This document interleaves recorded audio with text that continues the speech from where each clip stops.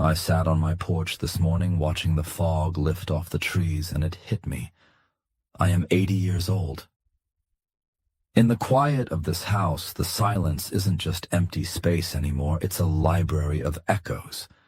Over the last 8 decades, I've watched the world change, but more importantly, I've watched the people leave.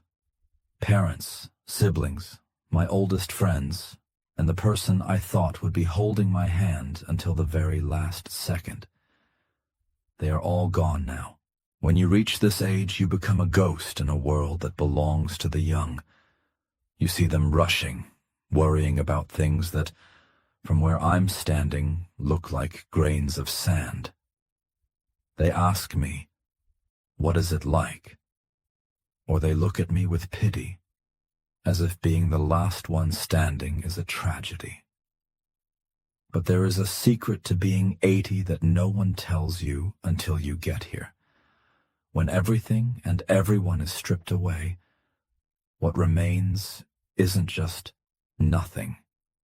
It's the truth. If you're younger than me, listen closely. If you're my age, take a seat next to me. Today, I want to tell you about the things that don't leave. The things that stay when the house is quiet and the phone stops ringing. This is what remains.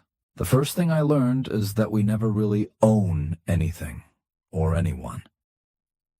In my 40s and 50s, I thought my life was defined by what I had built. My career, my house, my reputation. I guarded those things like they were permanent. But at 80, I look at my hands and realize they are empty, and that is okay. I've watched the homes I lived in be sold. I've watched my professional legacy be forgotten by people who weren't even born when I retired. What remains isn't the trophy on the shelf.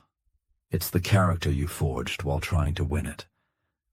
I realize that the people we love are just on loan to us.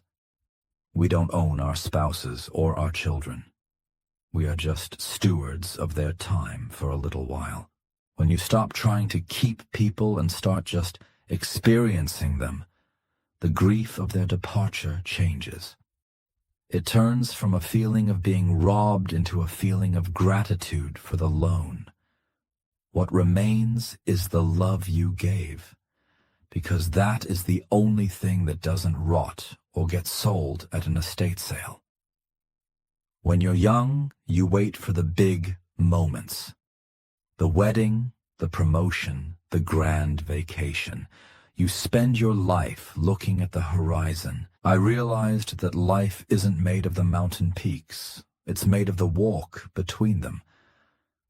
If I could go back, I wouldn't seek more success. I would seek more noticing. I would linger longer over a cup of coffee. I would listen to the birds with more intent. What remains at the end of a long life is a collection of small, beautiful nothings that turned out to be everything. One of the hardest parts of watching everyone leave is the solitude. We are a generation that was taught to stay busy.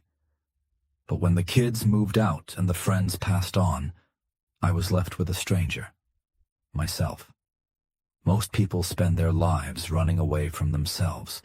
They use noise, work, and people to drown out their own thoughts. But at 80, you can't run anymore. Your knees won't let you. So you sit. And in that sitting, I found a strength I didn't know I had. What remains is your internal fortress. If you haven't built a relationship with yourself, old age will be terrifying.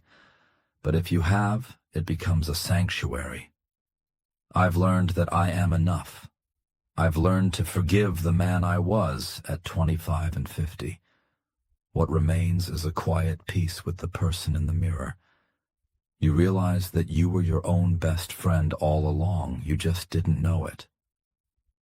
People ask me if I have regrets. Of course I do. Only a fool or a liar says they don't. But at 80, there is a difference between regret and remorse. I regret the risks I didn't take. I regret the words of love I kept bottled up because of pride. But what remains, and what is most painful, is remorse for the times I wasn't kind. We spend so much energy being right. We argue, we hold grudges, we protect our egos. But as I watch the names in my address book get crossed out one by one, I realize that being right is the loneliest victory in the world. What remains is the realization that kindness was always the correct answer, regardless of the argument. If you have someone to call today, call them. Not to settle a score, but to say, I'm glad you're here. Because one day they won't be, and the score won't matter at all. There is a strange grace in watching the world move on without you. I see the teenagers with their devices, their new slang, their frantic energy. At first, it made me feel bitter. I felt like the world was leaving me behind. But then I realized, it's supposed to. What remains is the role of the witness.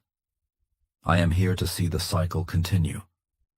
I see my grandson's eyes, and I see my father's eyes staring back at me. I see that I am just one stitch in a very long tapestry. My job now isn't to lead the parade, but to cheer from the sidelines. There is immense freedom in letting go of the need to be important. What remains is the joy of seeing life renew itself, knowing that a part of my story is woven into theirs. So what remains when everyone has left? Gratitude. A fierce, heart-aching gratitude for the sheer impossibility of it all. That I got to be here. That I got to love, even if I lost. That I got to see 29,200 sunrises. I'm 80, and I'm not afraid of the dark anymore. Because I've realized that the light never really goes away. It just moves to the next room. If you're listening to this, don't wait until you're 80 to find what remains. Look for it now. It's in the breath you just took. It's in the person sitting across from you. It's in the quiet of your own heart. Thank you for sitting with me on this porch for a while. If this spoke to you, share it with someone you love. Subscribe to join us for more reflections on the journey of life. And please, leave a comment. Tell me, what is one thing you've learned to cherish as you've grown older? I read them all. It makes the house feel a little less quiet.